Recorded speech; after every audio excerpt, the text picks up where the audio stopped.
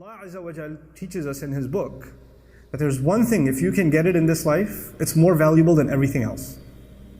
Everything else will be okay if you have this one thing. And that one thing is a closeness to Allah, is being good with Allah, and truly developing a connection and a bond with Him. The problem with people is when life is good and only good, for a lot of people they get distracted. You go from a video game, to a movie, to checking social media status, to hanging out with friends, to a restaurant, to sleep. Allah is out of the picture. There's no Allah left. It's just you chilling. That's all there is. And then times get tough. And the friends aren't there. And the game doesn't feel good anymore. And the car doesn't look good anymore because the health is gone. When the health is gone, none of those things mean anything anymore. All you care about is, I just want to be out of this hospital bed. If I could just walk again, that'd be fine. People are bringing you your favorite food, you don't want to eat it. People are wanting to show you a movie, you don't want to watch it. All these things that you lived for, everything that you went from A to B to C to D, all these things are gone. You don't care about none of them. Because there's one blessing, Allah Azza wa Jal diminished for you a little bit. And then at that point, you have two options. If you are of these people that are on the cliff, on the edge, you can start complaining to Allah, why did He do this to me? He just didn't like that I was so happy? Or you could earn the greatest treasure you and I can ever earn. And that is a humility and a closeness to Allah. To actually realize, even when I was healthy, even when I was wealthy, even when I was doing well, everything was fine, I didn't realize even then that I was on life support. Allah was actually providing for me every moment. I didn't earn anything on my own. None of it was something that I deserved. This is why Allah Azza wa Jal will say, أُولَٰئِكَ لَهُمْ نَصِيبٌ مِّمَّا كَسَبُوا. أُولَٰئِكَ لَهُمْ نَصِيبٌ مِّمَّا كَسَبُوا. Allah Azza wa Jal will describe even fadl. وَابْتَغُوا فَضْلًا مِّنَ اللَّهِ. Not kasaba min Allah. You can't earn something. It's a favor from Allah, whatever He's given you. But you don't realize it at the time because it just comes easy. But then you start begging Allah and asking Allah and crying to Allah and praying to Allah like you've never prayed before, feeling closer to Him like you've never felt before. And then Allah heals you. And you realize those moments you had when nobody was in the hospital room, you were just by yourself crying to Allah, were the sweetest moments of your entire life. Those were the few moments of your life that you actually had nothing between you and Allah. And those might be the moments that save you in the akhirah. That might have been the biggest gift Allah ever gave you, is those moments. But for some people who are on the edge, when times get tough, فَإِنْ أَصَابَتْهُ فِتْنَةٌ إِنْقَلَبَ عَلَى وَجْهِهِ. He turns on his face. He turns his face away. What does that mean? It means I want nothing to do with Allah. How come He abandoned me? How come He gave me a hard time? Why would He do that to me? You see, what happens and this is actually very easy to understand in our times, we live in a hyper-consumer society. So everything comes quickly. You want to be entertained, just open up an app on your phone. You want to buy something, just order it on Amazon, it'll show up at your door. Everything's become effortless. And everything's become instantaneous. You want something, it'll come to you. You don't have to go to it, it'll come to you. Everything's quick. We're used to getting served now. We're used to constantly getting served. And if one order of yours is 2 days late, 3 days late, you're going to give it 1 star, thumbs down, bad rating. You're used to this now. And now you make dua to Allah. Or you expect Allah to take care of some of your problem, but you're so used to getting things done so quickly and immediately. And when it doesn't happen, we're like, this is poor service.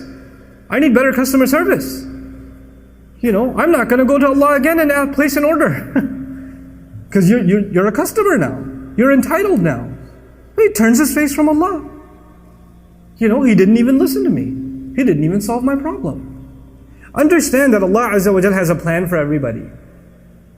And just to give you a comparison, in the case of Yaqub alayhi salam, who lost his child, Allah returned his child to him after years. Many years. And in the case of Musa alayhi salam, his mother also lost her child. She put him in the water. And he returned that child after a few hours. Because by the time the child got hungry, the next feeding was from the same mother. Because he wouldn't drink from anybody else. What am I trying to get at? Sometimes in this world, sometimes Allah will answer that pain of yours, Allah will relieve it immediately. Sometimes He will relieve it after many years. But in all of it there's good. In all of it there's good. I love the story of Musa alayhi salam, particularly because the khair in it. Think about the khair in it. All those years this father cried, yes? This father almost lost his eyesight, and eventually وَبْيَضَّتْ عَيْنَاهُ, Quran says. Some of the ulama like Alusi rahimahullah comment, amiya, and he became blind from crying.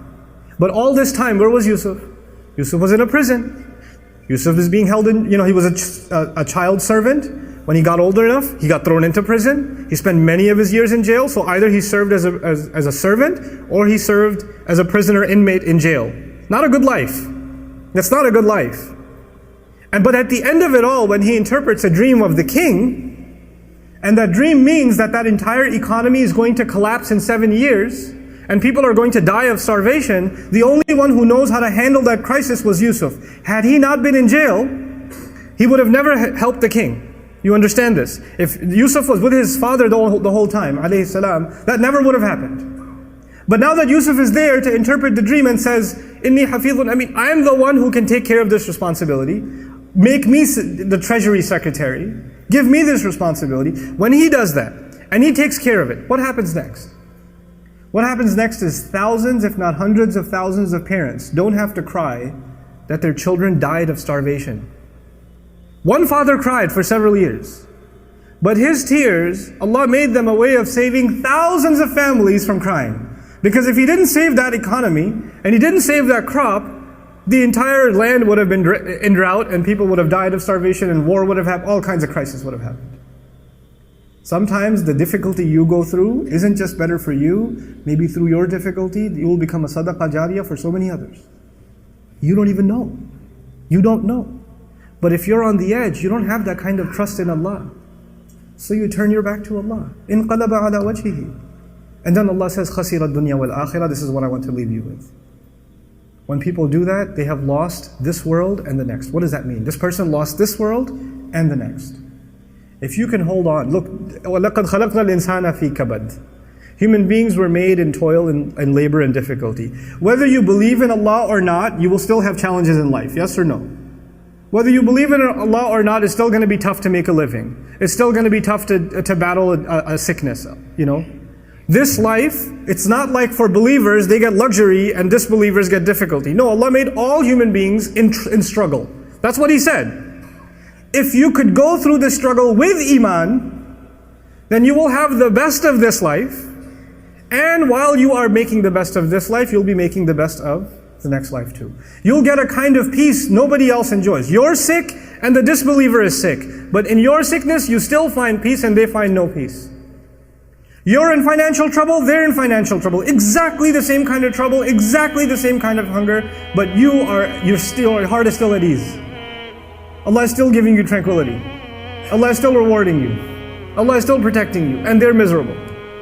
You made this life worse for yourself too. And on top of that, you missed out on the next life. خَسِرَ الدُّنْيَا وَالْآخِرَةِ. This is why we ask Allah, رَبَّنَا آتِنَا فِي الدُّنْيَا حَسَنَةً. The qualification of hasana means, when you ask Allah for good things in this life, it means good on the outside and good on the inside. Good as in beautiful, tasty, enjoyable from the outside. And good for my next life. Actually good for me in the long run. Building my akhirah at the same time. This is رَبَّنَا آتِنَا فِي الدُّنْيَا حَسَنَةً. And therefore, وَفِي الْآخِرَةِ حَسَنَةً. And as a result, good in the next life. Something that's beautiful and good on the inside as well. So Allah Azza wa Jalla says He lost this world and the next. ذَلِكَ هُوَ الْخُسْرَانُ الْمُبِينُ. That is the ultimate loss.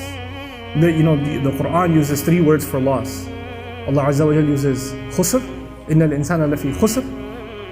He uses khasaran and He uses khusran. And khusran is a masdar, sighatul mubalagha, the worst kind of loss. The worst imaginable loss. Of all the kinds of loss Allah talks about, the worst of all losses is this one. Somebody who was actually a believer and lost their faith when times got tough. And as a result, they lost this life and the next life, and they had it all. Allah had everything laid out for them. Everything was laid out for them. And so I leave you with the following. Allah Azza wa Jalla will describe الَّذِينَ يَرِثُونَ الْفِرْدَوْسِ. About believers, He says they will inherit paradise. Strange word. Allah didn't say, in many places He says they will enter paradise. But in Surah Al-Mu'minun He says they will inherit paradise. Now you know that inheritance is actually something that is handed down to you because your family owned it already. And that's actually how the Prophet ﷺ described it. Allah Azza wa Jal, literally, there's two explanations of it. Jannah was actually given to our father, Adam alayhi salam. And so already we're qualified for it. Already. So we're going to get it in mirath. We're going to inherit it. But another beautiful hadith that I read when I was studying the meaning of viratha and actually studying Firdaus, incredible statement of the Prophet ﷺ. He says, Allah Azza wa Jal made a house in Jannah, in Firdaus. Firdaus is the highest Jannah. Allah made a house in Firdaus for every human being. Not just every believer, every human being. But some people just didn't want to go. So when believers get there, there's going to be a lot of empty homes. And so they're going to inherit those homes. May Allah Azza wa Jal make us of those who inherit homes in Jannah, and not those whose homes remain empty. The house Allah has built for you and the house Allah has built for me is already there. The expectation from Allah for you to enter the highest place in Jannah is already there. Don't mess it up.